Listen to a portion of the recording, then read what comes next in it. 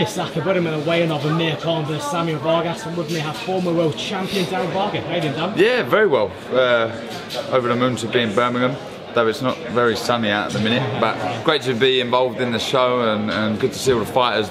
Man, I must say, looking very, very well on the scales. Well, Amir Khans has his second fight under the Matchroom banner. He's up against Samuel Vargas. Yep. A bit of a step up from the field of battle fight. The report is coming back. But talk to me a bit about the fight and your thoughts. I do honestly think it's a formality. I do think Amir Khans wins. He may get a few rounds out of Vargas. I think Vargas is better than the Greco, but he's not good enough, in my opinion, to have much chance of beating Amir Khans. I think Amir Khans proved himself as one of the marquee names in world boxing, not just on these shores, but you know, over the pond. And yeah, I think it's the right fight for Amir. You know, being out the ring for 2 years, only having one fight, 29, 30, 31 seconds, whatever it was. So he does need a few rounds. I think Vargas can give him them rounds, but I don't think he has enough in his artillery to beat Khans. Do you feel this is a stepping stone towards bigger and better fights for Khans? Yeah, I think so. I think he wants to be in massive fights. He's used to being in huge fights.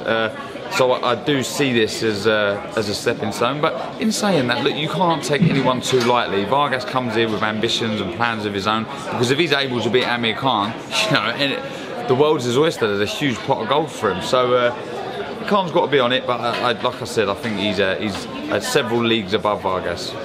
Do you feel with Amir's last fight only being 39 seconds that he needs the rounds this time around, essentially letting the ring rush out before he faces the big names in the division? Absolutely. Rounds are important. You hear it all the time about being match fit in other sports, and you know, football and rugby, whatever it is.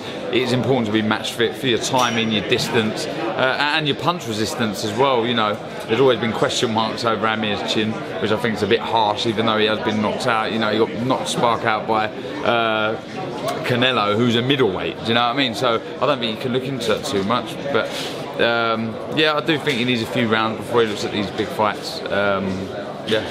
Well, Amir's been linked with some career-defining fights with the likes of Manny, Pacquiao and Kell. But who would you like to see Amir Khans face next if he gets past Samuel Vargas? Kell Brook for me. I'd love to see it. It's a huge domestic battle. It's quite obvious. You know, they don't like each other, and a bit of needle in fights is always good if it's done in the right manner. But also, you know, Manny Pacquiao's a huge fight. He's one of the greatest fighters ever, and I'd love to see him over here fighting Amir Khans. So it's a win-win, really. You know, I don't know if Kell would get down to welterweight. I'm not sure. Khan had no intentions of moving up to even a catchweight, so I'm not sure. I think the likelihood is it would possibly be Manny Pacquiao, but he's got to get past Vargas first. Well, the welterweight division is stacked full of world-class talent, arguably one of the best divisions in boxing right now, as you have the likes of Errol Spence, Brook, Thurman, Manny Pacquiao, and let's go. Yeah, wow. Where would you place Amir Khans in the welterweight division right now? He's a little bit off of those guys at the minute. You know, they're serious fighters that have been active, been busy. Thurman, you know, is obviously recovering from surgery.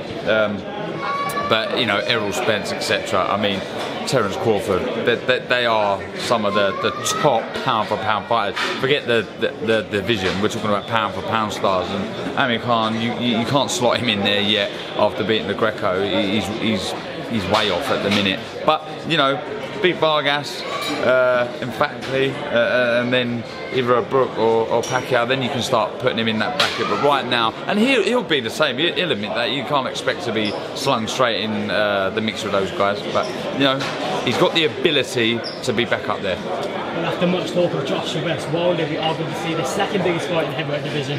Tyson Fury goes up against WBC world champion Deontay Wilder. What's your take on that fight? Crazy, if I'm deadly honest. I didn't think it would happen so soon. I mean, has it been announced yet? The date hasn't been announced. Well, you know, let's talk about it until I actually see the actual poster with the date and the venue. I'm not going to believe it. And the only reason is I'm a huge fan of Tyson Fury. I think he's a great man, he's a great character. But I just assumed and expected that he'd have a couple more fights before it.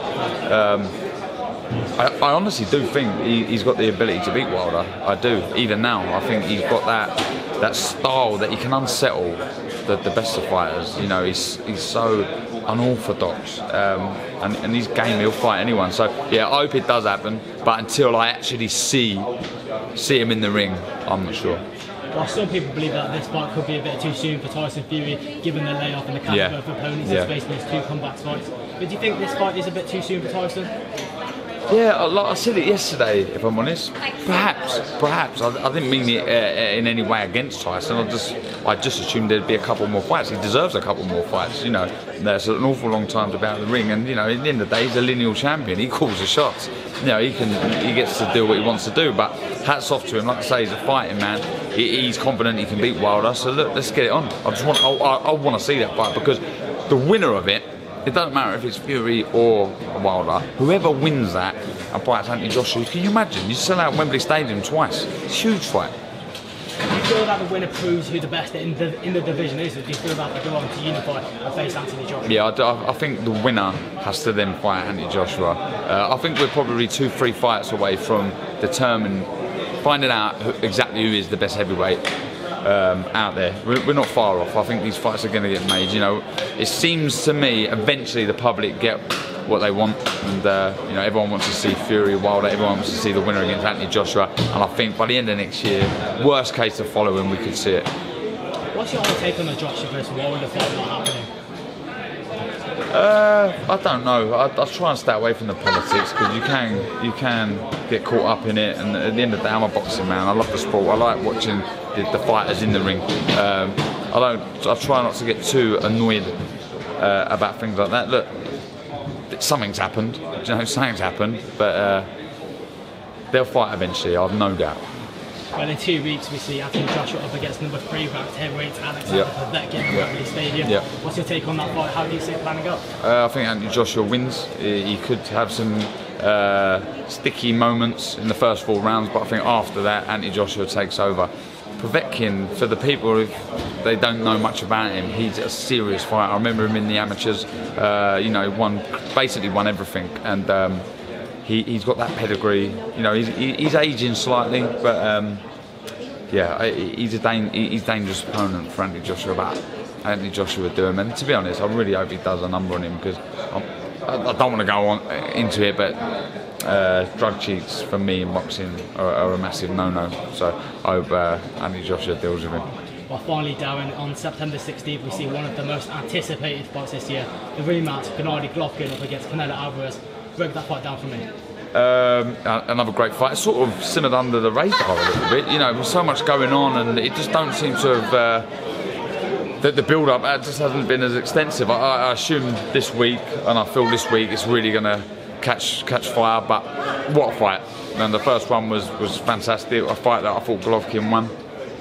This time round, though I really want Triple G to win, but I slightly fancy Canelo. I just feel if Canelo is able to do more of what he's done in the first fight, those flashy, sharp, eye-catching combinations, he's able to win.